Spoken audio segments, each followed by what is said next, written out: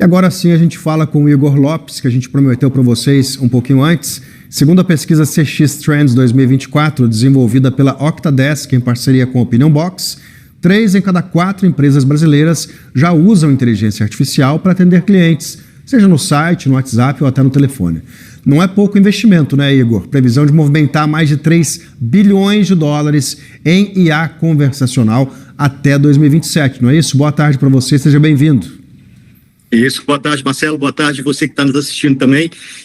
Exatamente, é um investimento gigante. Todo evento de inteligência artificial é a palavra da vez, né? Eu estou aqui agora, inclusive no Universo TOTS, que é o evento da empresa, né? A maior empresa de software do Brasil. E tudo aqui gira em torno de inteligência artificial. Inclusive, vários casos que a gente tem abordado aqui nas conversas falam sobre isso. Ontem mesmo eu estava conversando com a responsável da TOTS relacionada a... que cuida de toda a história da reforma tributária, né? E a gente está falando da reforma tributária do Brasil, que vai acontecer sim ou sim a partir de janeiro agora. Então, todo mundo tem que ficar por dentro. Mas são 578 artigos, né? 3 livros do Harry Potter empilhados. Então, como que eu faço para poder entender... quais são os artigos que fazem sentido para o meu KINAI, para o meu negócio? Inteligência artificial está ajudando isso. Eles estão usando inteligência artificial para desenvolver o próprio software, para ajudar as pessoas que usam o software a entenderem reforma tributária e fazerem tudo certinho, por exemplo. E tem outros cases que eu estava vendo aqui, né, ao longo da semana, tenho tido contato com muitos cases de inteligência artificial. Tem um muito legal de Speech Analytics, que é você ouvir a voz da pessoa que ligou para o seu call center, por exemplo, e entender o nível de estresse, entender a probabilidade dela de fechar um negócio ou não.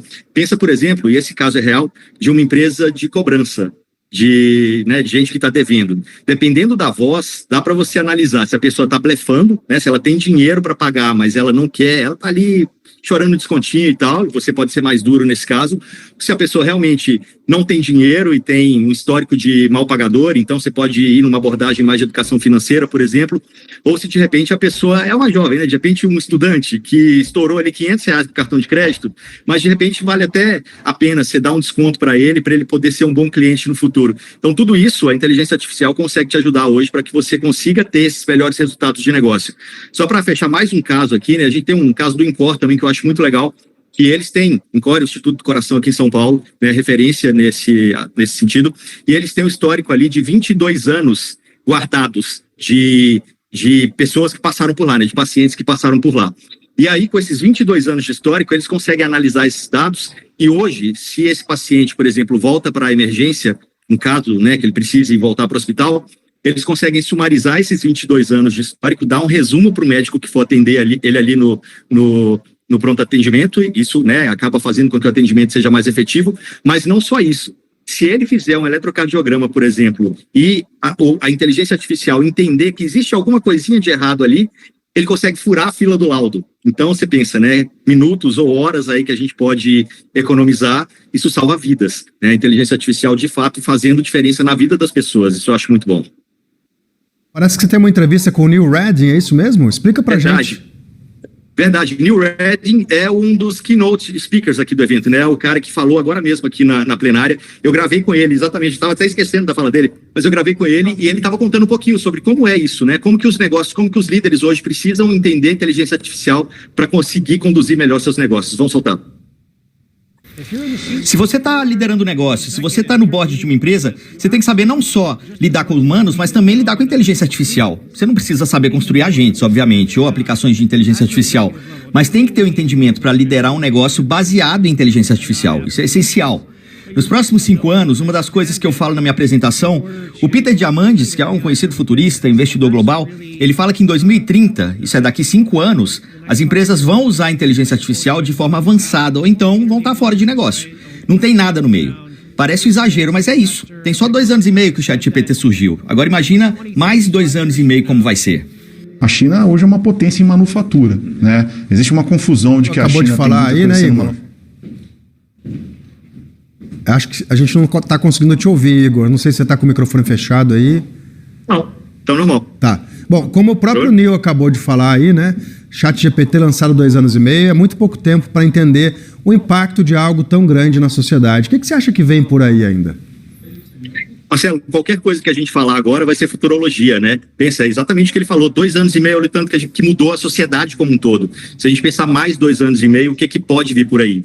E aí existem duas formas de se olhar, né? Tem um monte de futurista olhando para um lado e para o outro. Tem o lado mais poliana ali e um lado mais apocalíptico. O lado mais poliana é muito dizer que, olha, a inteligência artificial vai fazer com que a gente consiga produzir mais em menor tempo. Então, de repente, eu posso não trabalhar mais 5 vezes na semana e ter um dia livre para a família ou para o famoso ócio criativo. E tem outro lado que beleza, então as empresas vão começar agora a demitir 20% da força de trabalho e isso vai causar um problema na economia global. Enfim, tudo agora é só suposição, tem gente que aposta para um lado, tem gente que aposta para o outro. Eu sempre gosto de ver o copo meio cheio, então eu espero que o lado poliana aí, pelo menos, sobressaia frente ao lado mais negativo dessa conversa. Falando em IA, você teve recentemente na China, que tem se mostrado aí um celeiro de novidades tecnológicas. Como é que eles estão usando a IA por lá? Dá para a gente pensar no futuro sem olhar para o que eles têm feito? Definitivamente, China tem que estar na mira de todo mundo. Eu acho que não só China, é a gente olhar de uma forma holística para todo o mercado, seja Brasil também, ou seja até uma indústria diferente. Porque às vezes a gente tem aqui aquela necessidade de ficar olhando, né, só para quem é da nossa própria indústria, e aí a gente acaba esquecendo de ver uma pessoa ao lado, uma indústria ao lado que pode ter alguns insights legais para falar com a gente. Então, de repente, a indústria da saúde olhar para a indústria de comida, você pode ter vários insights nesse sentido também. Então, acho que essa é uma ideia. China, com certeza. Inclusive, o pessoal da TOTS aqui fez uma imersão na China recentemente e eu conversei com o Gustavo Barros, que é o VP de plataformas da TOTS, e ele contou como que ele conseguiu tirar insights de lá e aterrissar isso para o Brasil, né? Trazer um pouco dos insights de lá e fazer com que eles se adequem à nossa realidade. Então, vamos ver aí o que o Gustavo quer dizer. A China hoje é uma potência em manufatura, né? Existe uma confusão de que a China tem muita coisa sendo manufaturado lá pelo custo somente ou pelo valor da mão de obra. Ainda que isso tenha alguma relevância, os caras desenvolveram técnicas muito avançadas. A gente olhou, por exemplo, a gente visitou as TOTS da China, né?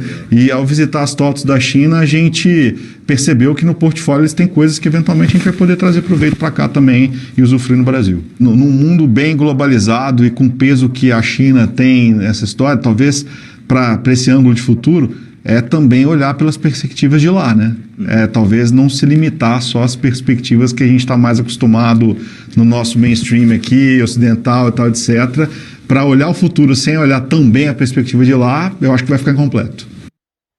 Ô Igor, eu imagino que os profissionais de ponta aí da inteligência artificial, eles estão valendo ouro, né? Porque a gente viu agora que a Meta está tentando contratar com um pacote de $100 milhões as cabeças do ChatGPT.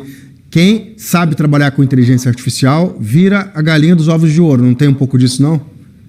Certamente, e foi legal você ter tocado nesse ponto, Marcelo, porque eu conversei logo agora, tem 1 hora, com o pessoal da Magalu Cloud, e eles estão construindo uma nuvem no Brasil. Isso tem vários aspectos, né? Tem a questão de soberania de dados, porque eu tenho meus dados no Brasil, no meu território, é muito importante nesse sentido.